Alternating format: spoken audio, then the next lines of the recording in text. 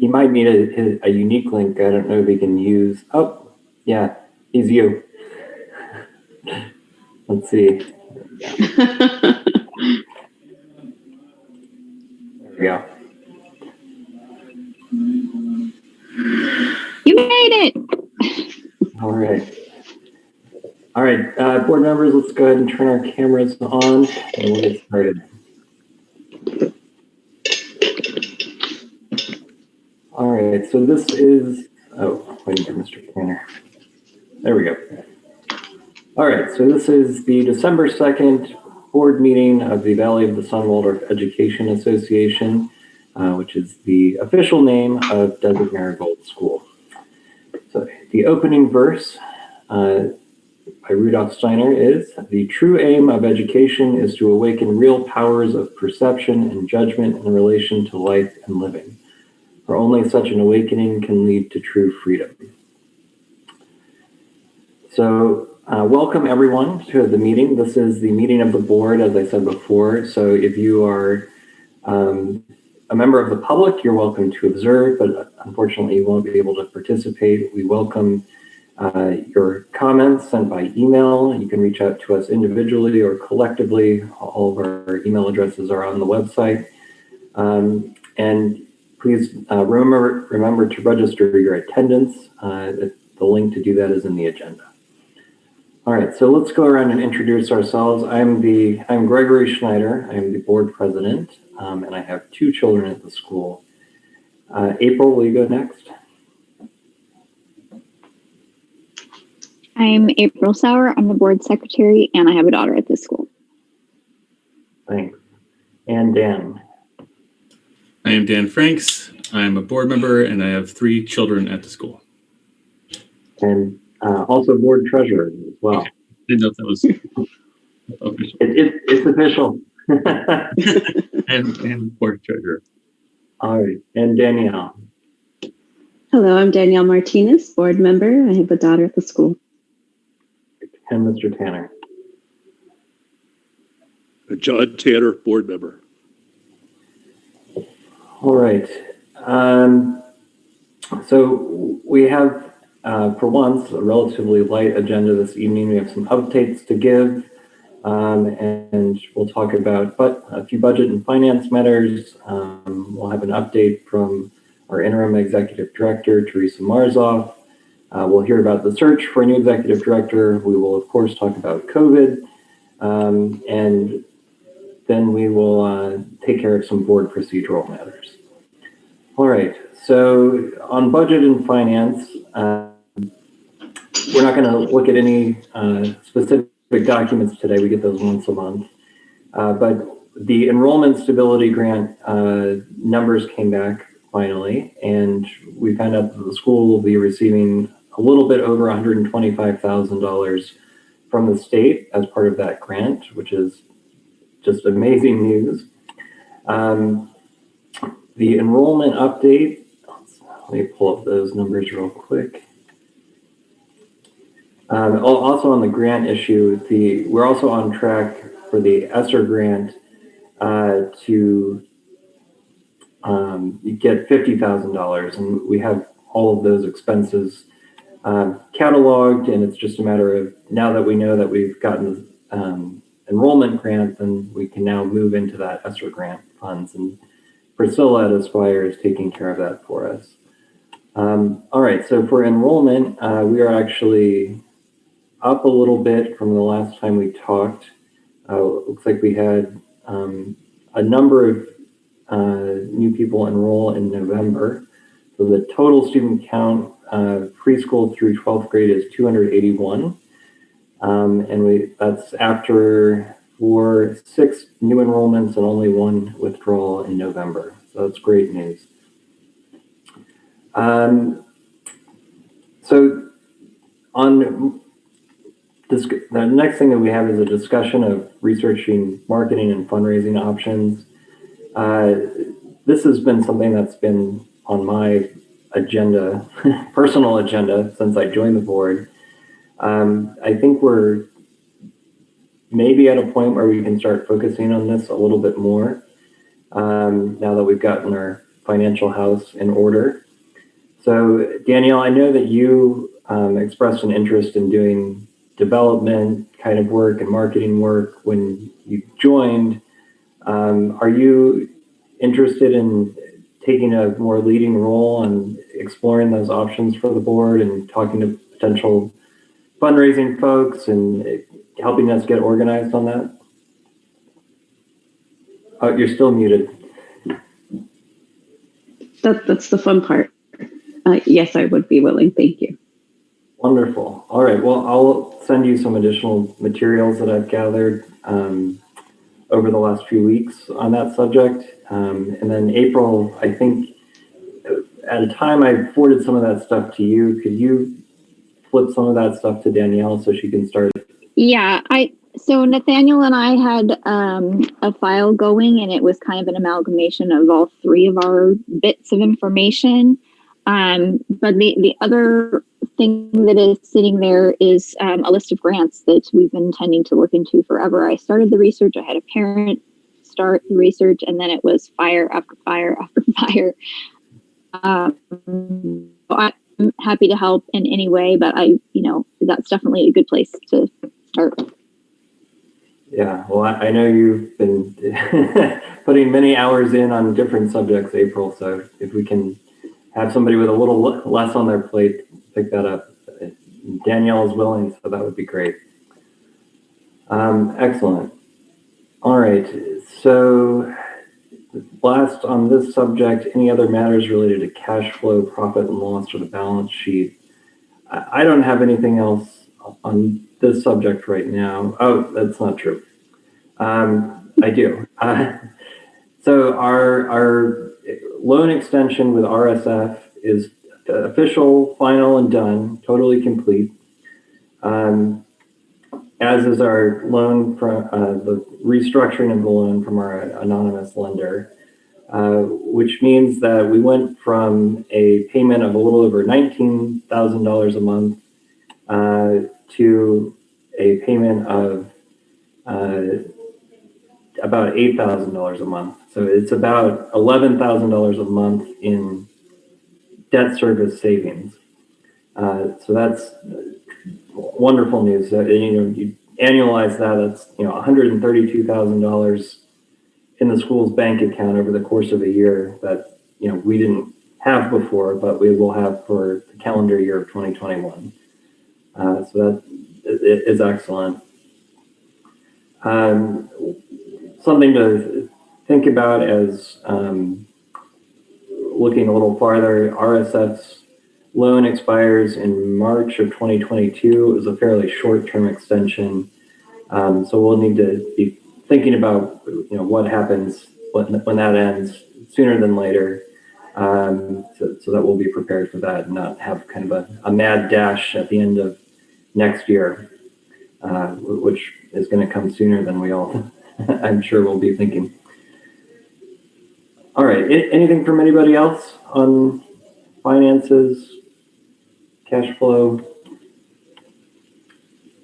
I just wanted to publicly thank Gregory for stepping in to take care of the end of that, because I know this kind of passed from person to person to person. I took a piece, Matthew took a piece, John Elling took a piece, and then the final leg of the race was Gregory. So thank you for putting that together and making sure that we saw it through. Thanks, April. And it was a very happy day when I saw all that come together. So good news for the school. All right. Let's move on then to Teresa. If you could, I know you've been incredibly busy this week, but if you could just fill us in some of the high level things going on operationally that we should be aware of. Sorry. My husband is in the other room, also on a board meeting. So I'm sorry if you can hear him in the background. But yes, some things going on. So we did, in an effort to remain in hybrid and keep everyone safe, we did And as part of the executive order that came out shortly before break, we went to a more robust face mask policy. I know, Gregory, you had shared that on Parent Square, and I appreciate that. So that is in effect. Ultimately, the two big changes to that are wearing masks indoors. And we do make exceptions for accommodations on a case-by-case basis and ask that parents address those concerns with me for those with sensory issues or anything that would require medical accommodation. And then the other big shift it's for children, and this was as part of the executive order, is for now the age limit has been dropped from 5 and above to 2 and above. So any child 2 and older should be wearing a face mask. So I know face masks are not everyone's favorite thing from a comfort level, but really we've talked a lot about this on campus and just keeping it in focus. There's two main things we've continued to focus on in this communication. And one, it is just the desire in the community to stay in hybrid. And the only way we can do that, because again, every positive case gets reported to the county and we're required to report that to the county. So the more cases, the tougher that hybrid situation is. So again, this is in an effort to remain in hybrid because, it's obviously important for students and they're, engaging with the curriculum. The other piece is no one wants to be the one to tell someone that they must spend the holidays in perhaps the loneliest and most challenging year ever. No one wants to be the one to tell a child or an adult or anyone that they need to spend that alone. And that's what quarantine is. So again, with every close contact, with every positive case, the communication is 14 days of quarantine. And that is getting dangerously close to the holidays, the continuation of the holidays. So this was really in an effort to, keep folks safe and keep hybrid intact. So again, thank you everyone for, just continuing to support that initiative. I know no one else wants that either of those two things to happen either. So parents, students, faculty and staff, the board of directors, everyone, thank you for the support on that and being flexible as the rules change, as the needs change, understanding that the policy changes to reflect our current situation. We were notified on break by the Arizona Charter Board that we are under our review, which is a pretty robust process. So we are, as part of that review, set a lot of documentations primarily pertaining to our distance learning plan, our academic systems, and just overall compliance, both the board and the school. An extensive list of documentation and evidence to support what we are doing in each of those three areas. So a huge thanks to Gregory. I know you submitted a lot on behalf of the board for the compliance piece, and a huge thanks for our faculty and staff. This really, again, we were given a very tight timeline, 1 week, to provide this, I cannot stress it enough, extensive list of documentation that's needed. And then next week, or I should say over a 2-week period, they give us notice and come and want to meet with us regarding those documents to talk through those. So thank you everyone that is pitching in. Faculty and staff has just really stepped up to this, and I'm so grateful coming into this new that I depend on them heavily to understand anything that has happened outside of the 6 weeks that I've been there. So thank you, huge thank you to them and their efforts and doing that. Again, coming right off of a break, it was just kind of a shock, but nonetheless, they're doing great. And we should have all documents submitted. The deadline is 8 a.m. Monday, but it looks like we'll have everything submitted by end of day Friday because the team is stellar. And then the third big update would be we do have an opening posted to our website for grades teachers, and we are continuing to interview individuals for those open positions. And there is of course teacher shortage, but we've seen some high quality candidates, and we're seeing good results from those from the job ads or openings postings. Thank you. Sorry, it's late. But we're seeing good responses to those. So we have some members of, we have the grades round chairs leading the charge on that initiative, and in addition to everything else. So again, thanks to them. And I think those are all of the big updates right now. Perfect. Well, thank you for a lot of hard work on short notice. That is a curveball we got from the charter board in many ways. We knew it was coming this year, but to be notified the week we're on break, that wasn't an easy one. So thank you for stepping up to the plate there. And good news on the grades, teachers as well. That's applicants for those positions. That's great. Board members, any questions for Teresa on those 3 updates?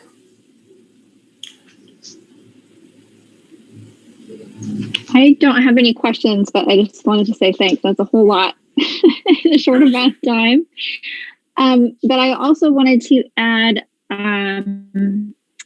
we did get some trained Waldorf teachers who had applied for the executive director position, and some people got their notices recently saying, we really appreciate your efforts, but we've decided on another candidate, but please apply to our open teacher positions. So you might be getting some candidates coming your way, hopefully. Okay, thank you.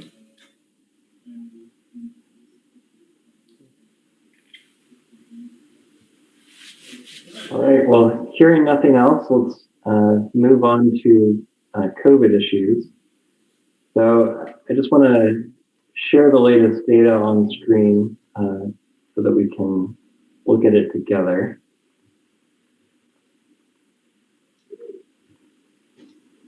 All right. So this is as of last Thursday, so as of Thanksgiving. As you can see, the cases per 100,000 is ticking up in pretty dramatic fashion. So, 3 weeks ago, we were at 137. We've crossed this 10% or 100 per 100,000 cases. Then it jumped up to 215 and then up to 265.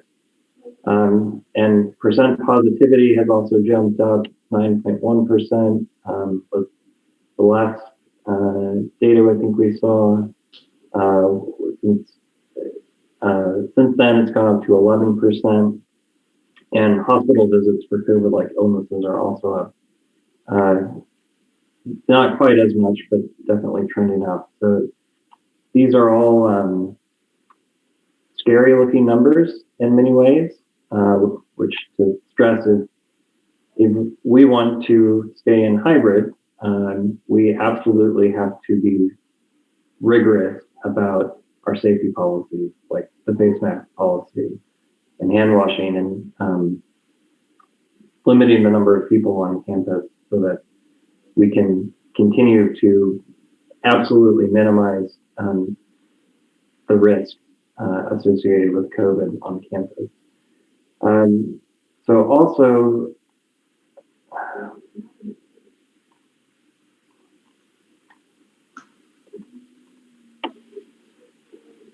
is another dashboard that just shows some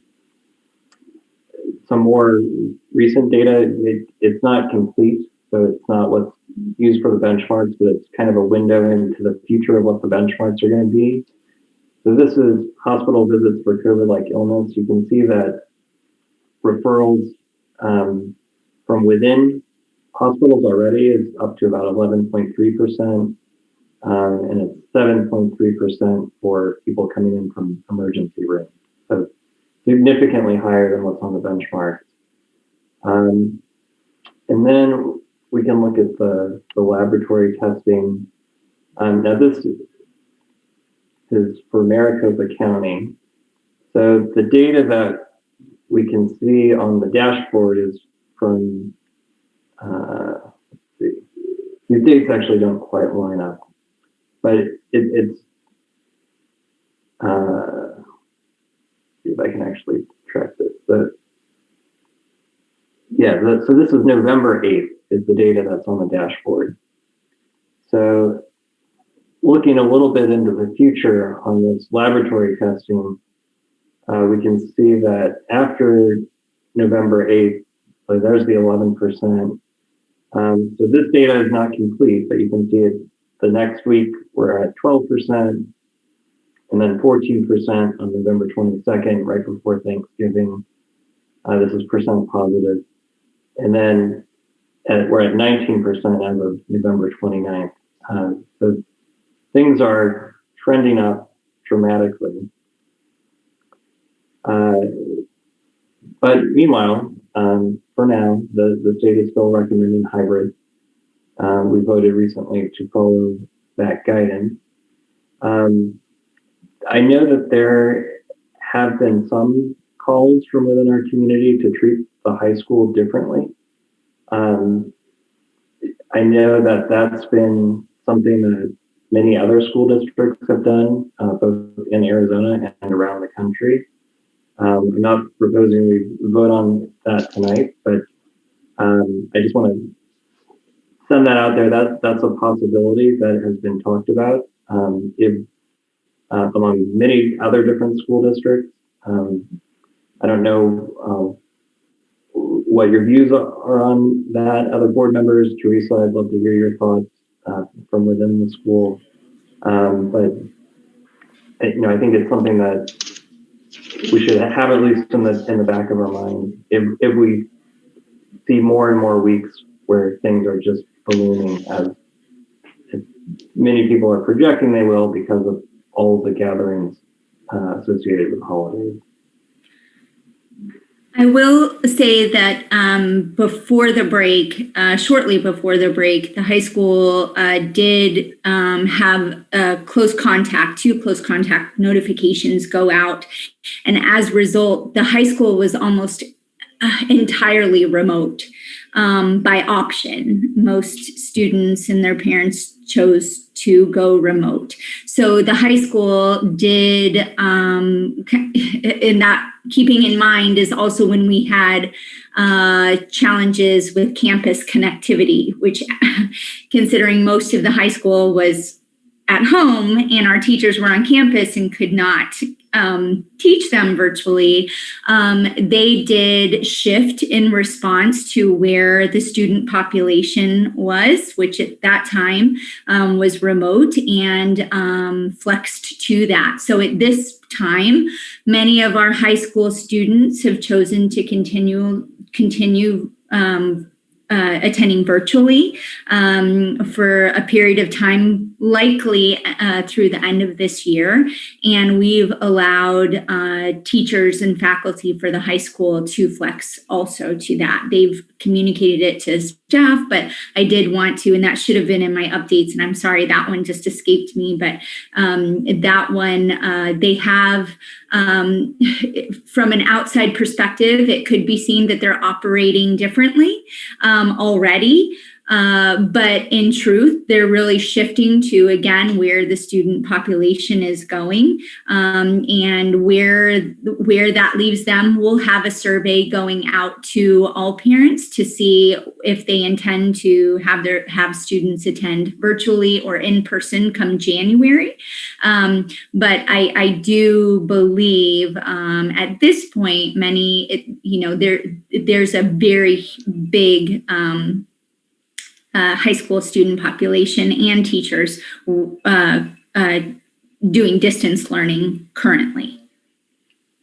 Got it. And well, part of that survey that goes out, I'm wondering if we should include something about, not just, will your student be in person or virtual, but, how would you feel about the high school going entirely virtual or something that's very poorly worded, but something along those lines to just gauge the overall sentiment. For parents without high school students even, or or just for high school students to have that added question? Just for the high school students. Okay, we can do that. Okay. Other thoughts, board members, questions? I just wanted to comment that hospital visits for COVID-like illnesses is actually only through the 1st. If you look at, or the 8th came in, it says 8th on the board, but then you hover over it, it says the 1st, and the numbers seem to match. Oh, mine says the 1st, maybe it updated. Never mind then. Huh. Okay, cool. So we're only 2 weeks behind.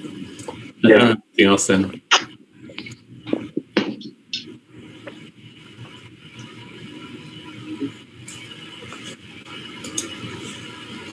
All right. Well, Teresa, thanks again for navigating the ever-changing battlefield of COVID. It's not easy, with many competing interests and safety issues every day in a way that I don't think many of us thought we'd be living, thinking about safety so much every single day. And just if I can add, that definite thanks to the high school staff and faculty for leading that, instinctively knowing that they had to respond to that population. It's such an odd time with such unpredictable needs. I mean, that shift really happened in one day with 2 emails that went out. And, a huge thanks to all our staff and faculty on that issue. Thanks to them for, navigating that flex in schedule so close to the break, which made it even more complex to navigate. So I just wanted to add that. Yeah, that's really a testament to the hard work that everybody has put in, faculty and staff especially, about being prepared to be flexible this year and to switch rapidly. So I know that when we were thinking that the whole school might close a few weeks ago, that everybody put in a ton of work to be able to make that kind of switch. And, the fact that they were able to then respond so quickly to a dramatically shifting source of students, it just shows that work was worth it. So thanks to all the faculty and staff who put in that extra effort, as everything seems to be now nowadays on short notice. All right. So let's move on then to the executive director search. April, if you could fill us in on where things stand. Stop sharing my screen. Sure. So we are working at a breakneck speed here, the advisory panel. And I'm trying to remember where we were at the last meeting, but it was right before we interviewed. So that Friday after the board meeting, we had interviews with 10 individuals. We broke that up into 2 sessions, and gratefully Dan Franks was able to step in switched to the morning interviews and then the evening interviews, Gregory stepped in. So we always had 2 board members who were present at all of the interviews, as well as the other advisory panel members. And they went really well. We all had our interview guidelines to fill out, our notes that we took during the interviews, and we rated each individual. Each applicant got the exact same questions, so that was really interesting to compare and contrast what people said to the exact same question. We got some really good insight into those individuals. And then the panel met again after break. We all enjoyed our break. I really enjoyed my break. But we met to discuss and review the interviews and all of our notes. And we have made our final decision of who we believe should move forward for the final board interviews. And we're right at that cusp of finalizing our report for the board, and that will be our next step. And from there, there's a lot more. I don't know how much more you want me to go from.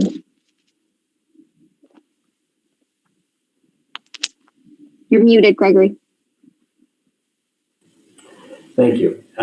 So let's talk about what happens after we get that recommendation from the advisory panel of what that timeline is going to look like, because I think we should be moving aggressively as we can. I understand that these are some pretty appealing candidates, and I would hate to lose any of them because we didn't move quickly enough. Yes. So what are your thoughts? Yes. So I've already told all of the applicants who will be moving forward and who will not be moving forward. So at this point, the board needs to schedule some meetings for a couple of things. We need a meeting where Dan and I can present our findings and the full advisory panel recommendations. And then 2, we need 1 or 2 evenings to conduct our interviews. Hopefully, I would like to do that next week, and then that way at our next board meeting, we to go and start, offering contracts and moving forward. Well, that sounds great to me. I know it will involve some more intense board time next week, but gosh, it would be nice to get to that point next week where we're making an offer to somebody by the end of next week. But that all hinges on us actually being available to do that. So April, it sounds like you're available. I can make myself available. Mr. Tanner, Danielle, Dan, what's your availability like next week in the evening? Make myself available in the evenings.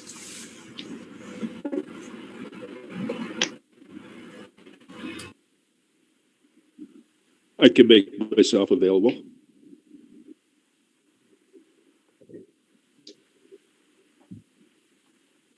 Like Danielle might be looking at her calendar. Yeah.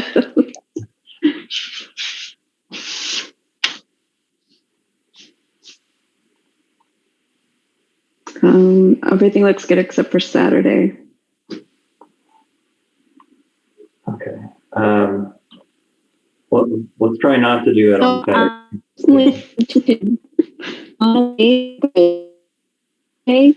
And just follow. April, you're breaking up for me. I don't know if she is for other folks. Yes.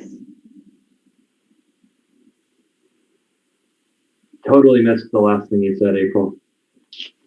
Sorry, I just was saying I would love to just do a 3 days in a row, Tuesday, Wednesday, Thursday, and get it all done. And I think they'll be relatively quick. I prefer to do that than to sit for 6-hour a meeting. That just I don't know that we could be invested in the interviews if we're tired and we're hungry and we're I'd rather just do sort of short 3 days in a row if that's possible. And I don't think those meetings would go over 2 hours in any of them. Yeah, I think that's right. So if we spent say 45 minutes to an hour with each candidate on, a couple of candidates a night. And then we have one night for your presentation to us about the advisory panel findings. It seems like it ought to do it. I think possibly the last meeting might go a little bit longer because we'll have to discuss who we want to make an offer to. If we're not finding a clear majority or unanimity on that subject, then that might take a little bit longer. But hopefully we can continue to be efficient and not spend a ton of extra time on that. Will that work for everybody? Tuesday, Wednesday, Thursday next week, so that would be the 8th, 9th, and 10th. Yes. I would count on 6:30 to 8:30 if that works for everyone. Yep. Yeah. Yes. Yes. All right. On my calendar, and I get those interviews up and get our applicants ready. They're all excited. Everyone, I'm waiting for one response from one, but the other applicants already responded, and they're excited and happy for the news, and they're they want to meet us and share with us their skills and talents and history. So I'm excited. Excellent. All right. So we will schedule 3 special board meetings next week for those. And because we are going to be discussing the appointment of an employee to the school by the boards, these are all going to be in executive session so that we can have that discussion in a confidential nature. The open meeting laws don't require us to make hiring decisions in a not confidential way. So, all right, I will get agendas prepared for those evenings, get them posted, and alert the community that those things are going to happen. And hopefully by Friday the 11th, we'll have a good announcement to make to the community about when a new executive director is going to start. So, April, thanks again for all of your hard work coordinating this. I know it's been just an unrelenting amount of work for probably months now, and it's I just can't thank you enough. So you've done the school many favors. I appreciate that, and I would also shout out to the advisory panel. I can't express my love enough for this group. We had our last meeting this week, and I feel a little teary.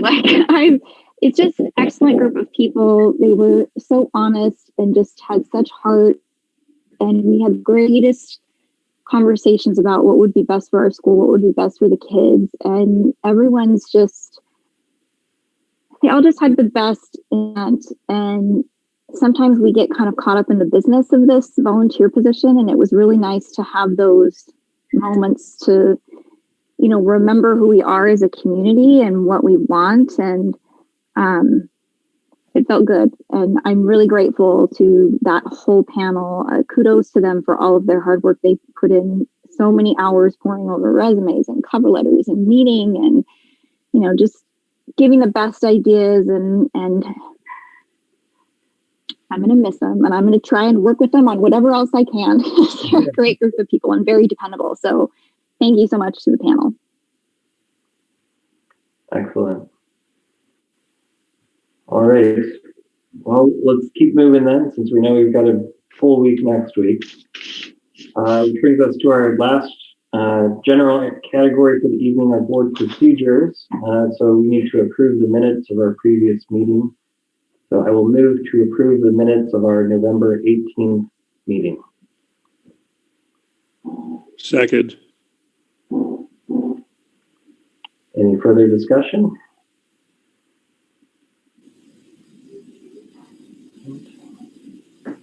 April, are you ready for a vote? right, all those in favor?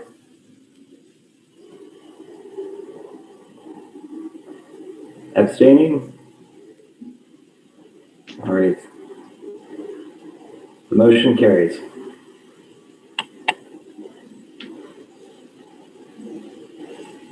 All right.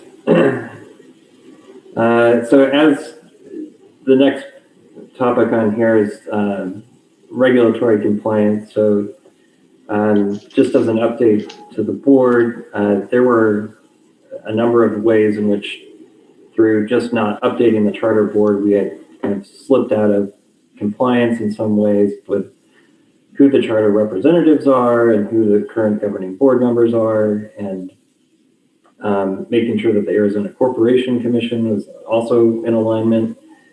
So we've now submitted requests to update all of that officially, thanks to Danielle and Dan for getting their documents in so quickly. Really appreciate that, so that we could be ready. And thank you again to Teresa for coordinating this 5-year interval review, it's called. So once every 5 years, we have to do this. The good news, I think, to look a little bit farther ahead, is that we now have a list of everything that the charter board is looking for in spreadsheet form in our drive. And I think it would be a good practice going forward, once a year, to see, okay, is there anything we need to update on any of these topics, so that when the 5-year review comes around the next time, it's not such a hustle to make sure we have all of this stuff in place. We know on an ongoing basis, these are things that we just need to be doing. Gregory, do you want me to add that to the calendar? I think that would be great. Maybe every November we say, November through December, we give ourselves 2 months every year where we focus on making sure that we're in compliance with all the things that we know the charter board is looking for. Got it. I'm on it. Thank you. And then I need to make official for the record and in the minutes that Nathaniel Allen has resigned his position from the board of directors. He unfortunately had too many work obligations and personal commitments to continue, and so we thank him for his service and wish him well.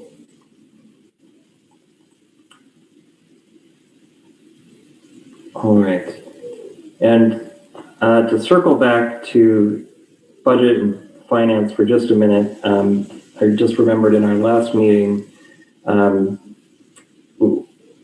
we have not since John Elling resigned, we have not changed the authorized signers on the revolving line of credit with MidFirst. So we need to authorize someone to be a signer on that account. I think the natural person is Dan, our new treasurer. So I would move to remove John Elling as an authorized signer from the MidFirst accounts and add Dan Franks, the board treasurer, as an authorized signer to those accounts. Second.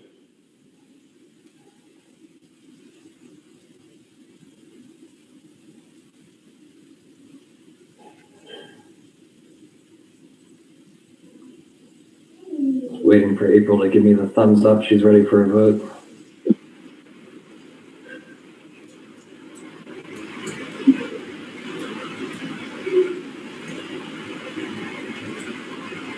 I think I've got it. Can I read it to you? Please I do. promise one of these days I'll get it and I won't have to reread every single one of these. Move to remove John Elling as the authorized signer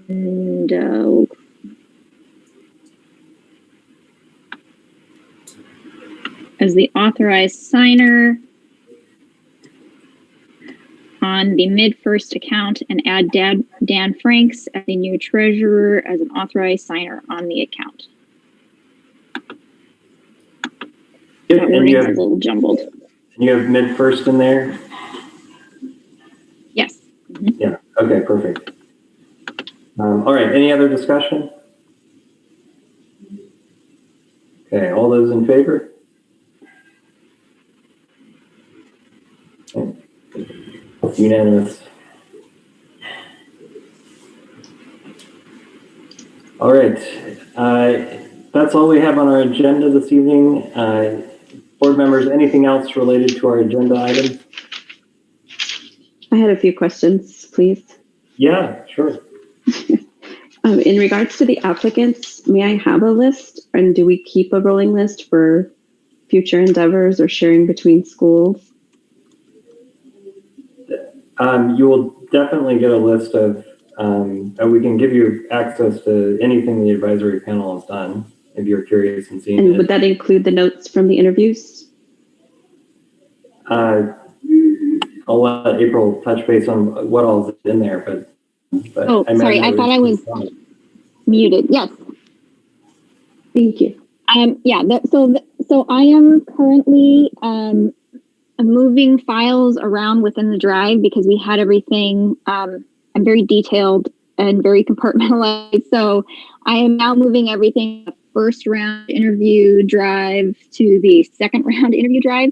You will have access to everything. I just need to finish up some of those tweaks. You'll get to see all of the panel's interview notes and their ratings. You'll get to see the resumes, the cover letters. We've got spreadsheets of all kinds with tidbits of information. We also have the survey that we sent out to the community. There's also a spreadsheet that goes along with that with the whole community's responses. You'll have access to everything. Plus, Dan and I will be doing our presentation that will just give a high-level summary of all the work we've done. You'll have access to everything. But give me a minute, and I will send out links to everyone, and you'll have access to everything. And then is the advisory panel the ones that's doing any fact checking, background references? So I'm calling references right now. I just started that today, and I also have some letters that came in, letters of recommendation. We already have some finger clearance cards on file that just came in with the resume.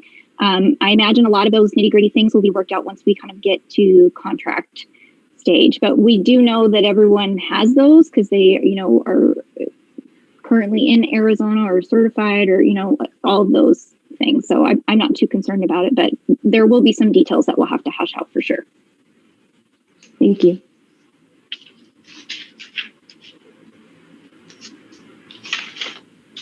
Was there anything else, Daniel?